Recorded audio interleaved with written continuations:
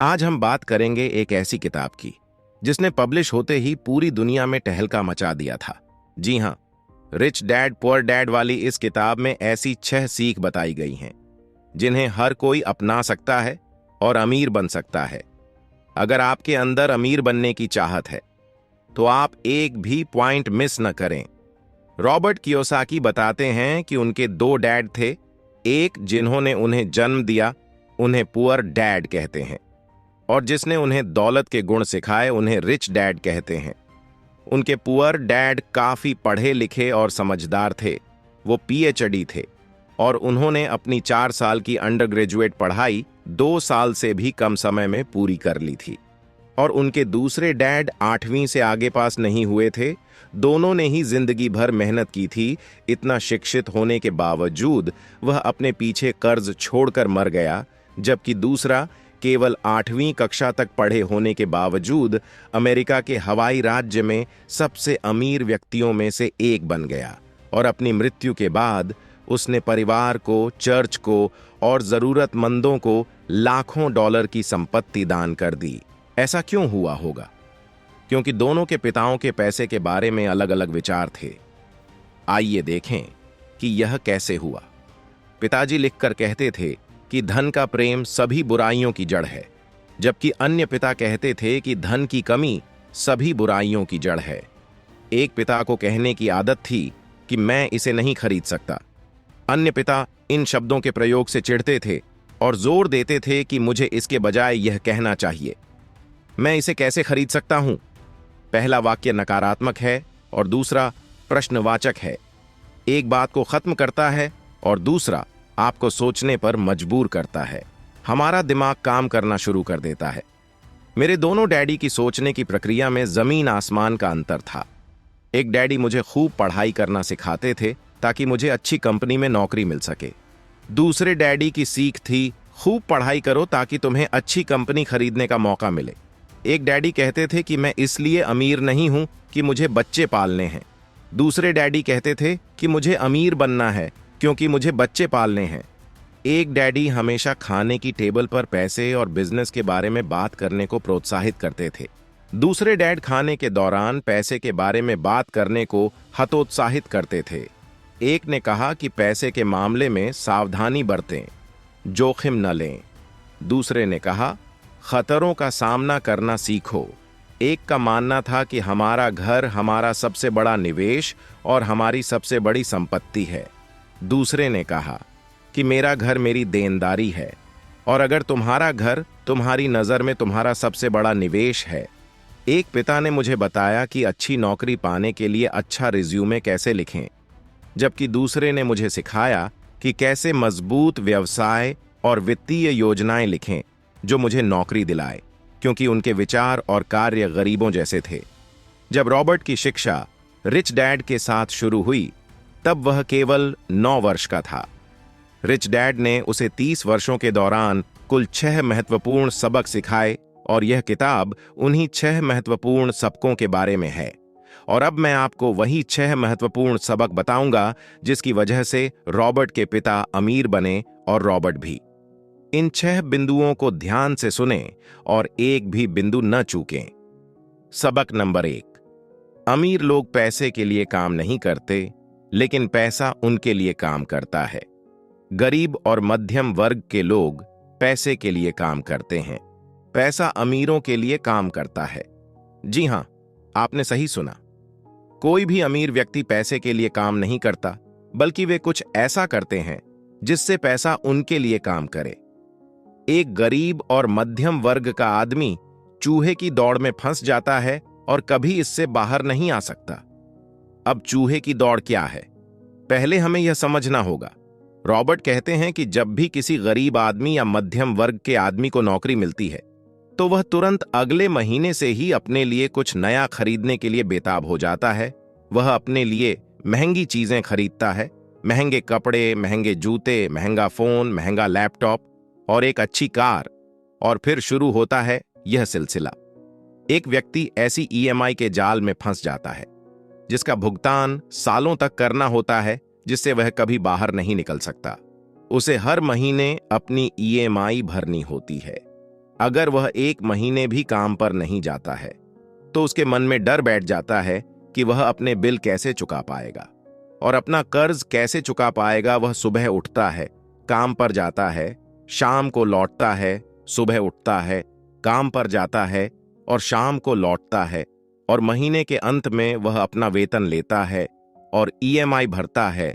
यह व्यवस्था हर दिन हर महीने चलती रहती है और वह इस लंबे जाल में इतना फंस जाता है कि वह इस जाल से कभी बाहर नहीं आ पाता है। इसे ही रॉबर्ट ने राइट रेस कहा है। अगर आपको राइट रेस से बाहर निकलना है तो आपको पैसों के लिए काम करना बंद करना होगा और पैसों से अपने लिए काम करवाना होगा, तभी आप राइट रेस से बाहर निकल सकते हैं। एक अमीर व्यक्ति पैसों के लिए काम नहीं करता है, बल्कि वह कुछ ऐसा करता है जिससे पैसा उसके लिए काम करे। ऐसा लगता है कि यह उनके लिए काम कर रहा है, लेकिन वे अब कैसे करेंगे, हम आने वाले कुछ पॉइंट्स में देखेंगे। वीडियो के साथ बने रहें और अंत तक देखते रहें, क्योंकि आने वाले पॉइंट्स बहुत दिलचस्प होने वाले हैं। सबक नंबर 2 कि पैसे की समझ क्यों सिखाई जानी चाहिए। अधिकतर लोग पूरी जिंदगी इसी में गुजार देते हैं। यह नहीं समझते कि असली बात यह नहीं है कि आप कितना पैसा कमा पाते हैं, बल्कि यह है कि आप कितना पैसा बचा पाते हैं। आपने उन गरीब लोगों की कहानियां सुनी होंगी जो लॉटरी जीत जाते हैं और अचानक अमीर बन जाते हैं, लेकिन कुछ समय बाद वे फिर से ये लोग गरीब हो जाते हैं। लाखों करोड़ों जीतते हैं, फिर भी वे वहीं आ जाते हैं जहां से उन्होंने शुरुआत की थी। आपने पेशेवर एथलीटों की कहानियां भी पढ़ी होंगी जो 24 साल की उम्र में हर साल लाखों डॉलर कमाते हैं और 34 साल की उम्र में उन्हें भारत में पुल के नीचे सोना पड़ता है। इसका क्या कारण है? इसका एकमात्र कारण यह है कि उन्हें पैसे की समझ नहीं थी। लंबे समय में यह महत्वपूर्ण नहीं है कि आपने कितना पैसा कमाया, बल्कि पैसे की समझ विकसित करने के लिए आपको संपत्ति और देनदारियों के बीच का अंतर पता होना चाहिए और हमेशा संपत्ति खरीदनी चाहिए। अगर आप अमीर बनना चाहते हैं तो आपको बस इतना ही जानना होगा। यह पहला और आखिरी नियम है, यही एकमात्र नियम है। यह बहुत आसान लगता है, लेकिन ज्यादातर लोग नहीं जानते कि यह नियम कितना जरूरी है। ज्यादातर लोग पैसे को लेकर चिंतित रहते हैं। वे समस्याओं में उलझे रहते हैं क्योंकि उन्हें संपत्ति और देनदारियों के बीच का अंतर नहीं पता होता। अमीर लोग संपत्ति जमा करते हैं, गरीब और मध्यम वर्ग के लोग देनदारियां जमा करते हैं, और मजेदार बात यह है कि उन्हें ऐसा लगता है कि वे धन जमा कर रहे हैं। अगर यह इतना आसान है तो हर व्यक्ति अमीर क्यों नहीं बन जाता? क्योंकि लोग संपत्ति और देनदारियों के बीच अंतर नहीं कर पाते हैं। तो संपत्ति और देनदारियों में क्या अंतर है? धन वह चीज है जो आपकी जेब में पैसा है। देनदारियां वह चीज हैं जो आपकी जेब से पैसा निकालती हैं। फिर से खुले कानों से सुनिए, क्योंकि यह पंक्ति बहुत महत्वपूर्ण है। संपत्ति वह चीज है जो आपकी जेब में पैसा डालती है। देनदारियां वह चीज हैं जो आपकी जेब से पैसा निकालती हैं। वास्तव में आपको बस इतना ही जानने की जरूरत है। अगर आपको अमीर बनना है तो आप जीवन भर संपत्ति खरीदते रहें। अगर आप गरीब या मध्यम वर्ग के व्यक्ति बनना चाहते हैं तो आप देनदारियां खरीदते रहें। दोनों के बीच अंतर न जानने से ज्यादातर लोग जीवन भर आर्थिक तंगी में रहते हैं। आइए इसे एक उदाहरण से समझते हैं। सुरेश और रमेश दोनों को एक साथ नौकरी मिलती है। शुरुआत में सुरेश बहुत खुश होता है कि वह कार में यात्रा कर रहा है और रमेश अभी भी बस में यात्रा कर रहा है, लेकिन 5 साल बाद रमेश के 10 लाख के प्लॉट की कीमत बढ़ जाती है। 2 गुना मतलब 20 लाख, और सुरेश की कार की कीमत आधी से भी कम हो जाती है। सुरेश अपना प्लॉट 20 लाख में बेच देता है और एक नई प्रॉपर्टी ढूंढता है जहां मालिक प्रॉपर्टी को तुरंत बेचना चाहता है। रमेश सस्ते में भी बेचने को तैयार है। उसे 25 लाख रुपए की प्रॉपर्टी केवल 20 लाख रुपए में मिल जाती है। रमेश प्रॉपर्टी खरीद लेता है और फिर उसे 5 साल तक अपने पास रखता है। कुछ सालों बाद वह उसी प्रॉपर्टी को 50 लाख रुपए में बेच देता है। वह फिर से ऐसा मालिक ढूंढने में सफल हो जाता है और 60 लाख की संपत्ति को 50 लाख रुपए में खरीद लेता है और फिर 5 साल तक इंतजार करता है। अब 15 साल बीत चुके हैं। रमेश अपना 50 लाख रुपए का प्लॉट 1 करोड़ में बेच देता है और करोड़पति बन जाता है। और करोड़ में से कुछ पैसे निकालकर वह अपने लिए कार, घर और अन्य अच्छी चीजें जैसी विलासिता की चीजें खरीदता है। कपड़े और यह सब लेने के बाद बाकी के 50 लाख बच जाते हैं। वह उनसे फिर से संपत्ति खरीद लेता है और अब उसकी संपत्ति उसके लिए पैसा कमाती रहती है। लेकिन सुरेश ने जो कार 15 साल पहले खरीदी थी, वह कौड़ी के दाम में भी खरीदने को तैयार नहीं है। अमीर और गरीब व्यक्ति की मानसिकता में यही अंतर है। गरीब व्यक्ति पहले अपने लिए देनदारियां खरीदता है जो उसकी जेब से पैसे निकालती रहती हैं। असली वजह यह है कि वे जीवन भर संपत्ति के बजाय देनदारियां खरीदते रहते हैं। मेरे अमीर पिताजी के वित्तीय विवरण से भी यह पता चलता है। अमीर लोग और अमीर क्यों बनते हैं? संपत्ति कॉलम से आय इतनी अधिक होती है कि खर्च आसानी से निकल जाते हैं और कुछ पैसे बच भी जाते हैं। ये बचा हुआ पैसा एक बार फिर संपत्ति कॉलम में निवेश किया जाता है। संपत्ति कॉलम बढ़ता रहता है और इससे होने वाली आय भी बढ़ती रहती है। अब हम समझते हैं कि मध्यम वर्ग के लोगों के पास पैसे की कमी क्यों होती है। जैसा कि मैंने इस खंड की शुरुआत में कहा, सबसे महत्वपूर्ण नियम यह है कि संपत्ति और देनदारियों में अंतर होता है। एक बार जब आप अंतर समझ जाते हैं तो आय उत्पन्न करने वाली संपत्ति खरीदने की कोशिश करते रहें। अमीर बनने का यह सबसे अच्छा तरीका है। ऐसा करते रहें और आपकी संपत्ति का कॉलम बढ़ता रहेगा। अपनी जिम्मेदारियों पर नजर रखें और खर्चों को कम करने की कोशिश करते रहें। इससे आपके धन कॉलम में पैसा आता रहेगा। जल्द ही आपका धन कॉलम इतना मजबूत हो जाएगा कि आप अधिक जोखिम भरे निवेश कर पाएंगे। ऐसे निवेश जो 100% से लेकर अनंत तक का मुनाफा दे सकते हैं। ऐसे निवेश जिनमें $5,000 की रकम जल्द ही 10 लाख रुपए या उससे अधिक हो जाती है। और ऐसे निवेशों को मध्यम वर्ग के लोग बहुत जोखिम भरा मानते हैं और वे कभी जोखिम नहीं उठाते हैं। निवेश जोखिम भरा नहीं है, यह उस व्यक्ति की पैसे की अज्ञानता है। वित्तीय अशिक्षा ही इसे बहुत जोखिम भरा बनाती है। इस सरल सबक को याद रखें। अमीर संपत्ति खरीदते हैं, गरीब सिर्फ खर्च करते हैं। मध्यम वर्ग देनदारियां खरीदता है लेकिन सोचता है कि वह संपत्ति खरीद रहा है। सबक 3, ऐसा करके आप काम करते हुए भी अमीर बन सकते हैं। अपने काम से मतलब रखना शुरू करें। अपना रोजगार करते रहें और साथ ही रियल एस्टेट खरीदना भी शुरू करें। लेकिन ऐसी देनदारियों या निजी चीजों के बारे में न भूलें। ऐसी कारों से बचें जिनकी कीमत घर लाने के बाद कम हो जाती है। जब आप शोरूम से नई कार निकालते हैं तो उसकी कीमत 25% कम हो जाती है। यह कोई सच्ची संपत्ति नहीं है, भले ही आपके बैंकर इसे संपत्ति मानते हों। तो सवाल उठता है, हमें किस तरह की संपत्ति इकट्ठा करनी चाहिए? मैं आपको या आपके बच्चों को किस तरह की संपत्ति इकट्ठा करने के लिए प्रेरित कर रहा हूं? मेरी दुनिया में रियल एसेट्स कई तरह के होते हैं।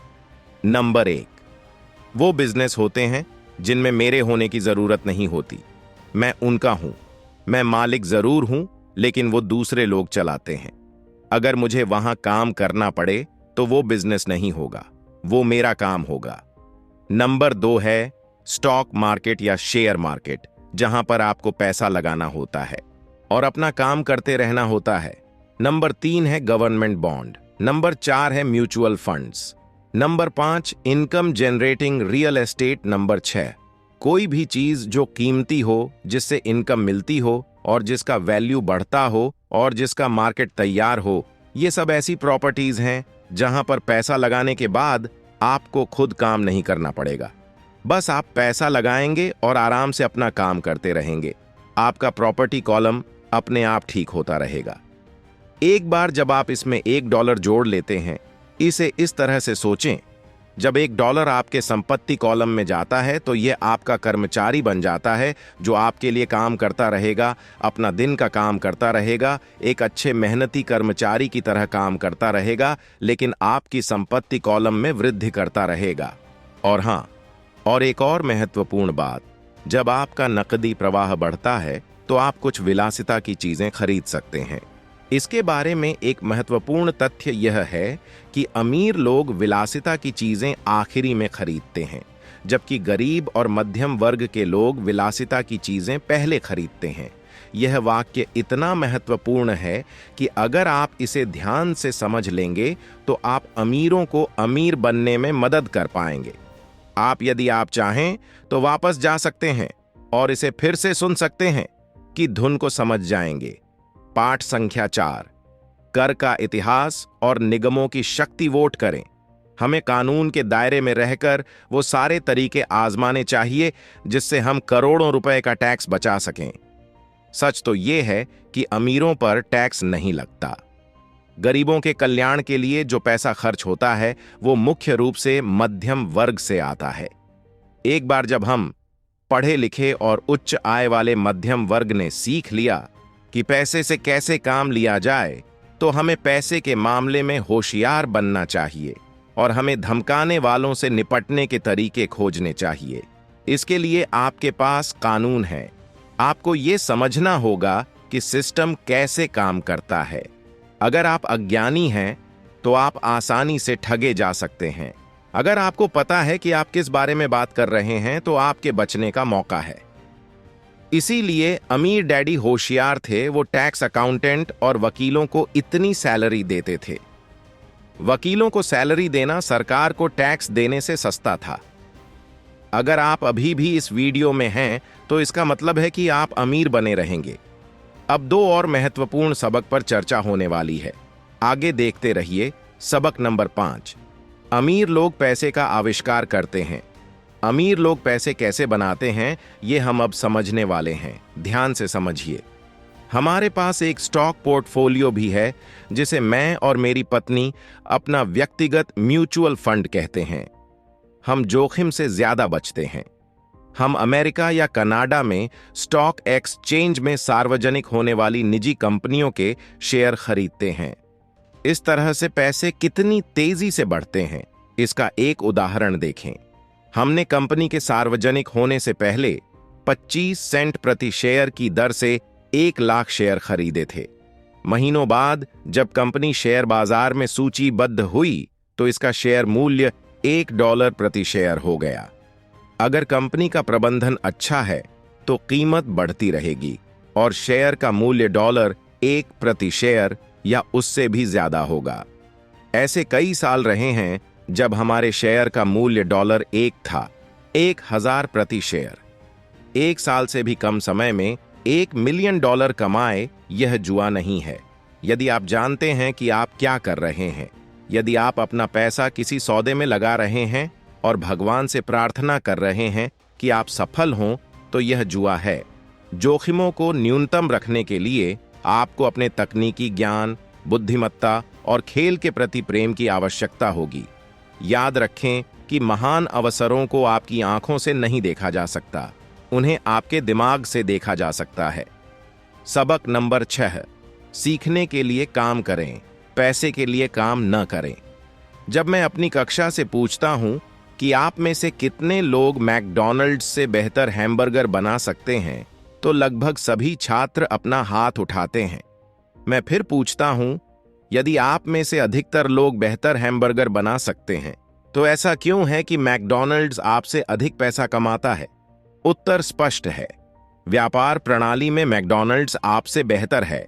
अक्सर वे या तो गरीब होते हैं या पैसे की समस्या से जूझ रहे होते हैं या अपनी क्षमता से कम कमा रहे होते हैं, और इसका कारण विषय के बारे में उनका ज्ञान नहीं बल्कि उनकी अज्ञानता होती है। मैकडॉनल्ड्स सबसे अच्छे हैमबर्गर नहीं बनाता है, लेकिन वे मूल रूप से औसत हैमबर्गर बेचने और वितरित करने में सबसे अच्छे हैं। बात को अच्छी तरह से समझना जरूरी है। अगर समझ में ना आए तो फिर से सुनिए। मैं युवाओं को सलाह दूंगा कि नौकरी की तलाश करते समय उन्हें इस बात पर कम ध्यान देना चाहिए कि वे कितना कमा रहे हैं, बल्कि इस बात पर ज्यादा ध्यान देना चाहिए कि वे कितना सीख रहे हैं। वे आगे की ओर देख रहे हैं और यह तय कर रहे हैं कि किसी विशेष पेशे को चुनने और चूहे की दौड़ में फंसने से पहले उन्हें किन कौशलों में महारत हासिल करनी है। जिंदगी बहुत हद तक जिम जाने जैसी है और यही सबसे दर्दनाक हिस्सा है। आपको जाने का फैसला करना होगा। एक बार जब आप यह फैसला कर लेते हैं तो बाकी सब आसान हो जाता है। ऐसे कई दिन आए हैं जब मैं जिम जाने के ख्याल से कांप उठता हूं, लेकिन एक बार जब मैं वहां जाता हूं और कसरत करना शुरू करता हूं तो मुझे इसमें मजा आने लगता है। जब मैं वहां से निकलता हूं तो मुझे हमेशा खुशी होती है कि मैं वहां गया था। तो दोस्तों, ये थे वो 6 सबक जो रिच डैड ने रॉबर्ट ओसाकी को सिखाए और जिनकी बदौलत वो अमेरिका के हवाई राज्य के सबसे अमीर व्यक्ति बन गए थे। लेकिन आखिर में मैं आपको एक बोनस पॉइंट बताने जा रहा हूं जिसे समझे बिना आप ये किताब और दौलत का राज पढ़ लेंगे। अगर आपको ठीक से समझ में नहीं आया तो ध्यान से सुनिए। 3 प्रकार की आय लेखांकन की दुनिया में 3 अलग अलग प्रकार की आय होती है।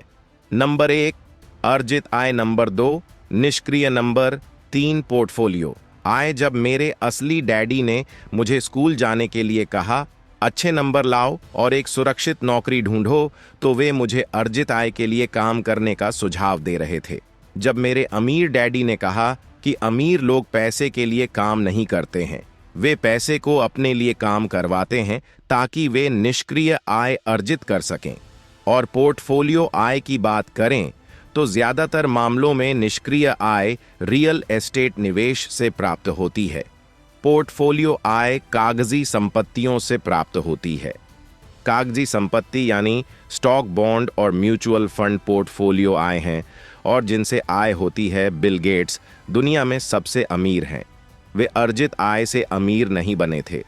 अमीर डैड कहा करते थे कि अमीर बनने की कुंजी अर्जित आय को जितनी जल्दी हो सके निष्क्रिय आय और पोर्टफोलियो आय में बदलने की क्षमता है। आपके पैसे को आपके लिए कड़ी मेहनत करने का एक और कारण है। सरकार उस आय पर अधिक कर लगाती है जिसके लिए आप कड़ी मेहनत करते हैं। तो दोस्तों, यह थी रिच डैड पुअर डैड की पूरी बुक समरी। लेकिन मैं चाहता हूं कि हर किसी को इस किताब को जीवन में एक बार नहीं बल्कि बार बार पढ़ना चाहिए। अगर आप इस किताब को खरीदना चाहते हैं तो हिंदी और अंग्रेजी दोनों किताबों के लिंक डिस्क्रिप्शन में मिल जाएंगे। आपको यह वीडियो कैसा लगा कमेंट सेक्शन में जरूर बताएं और अगर पसंद आए तो लाइक करें। इस चैनल को सब्सक्राइब जरूर करें क्योंकि हम आपके लिए ऐसी ही बुक सीरीज लाते रहेंगे। धन्यवाद।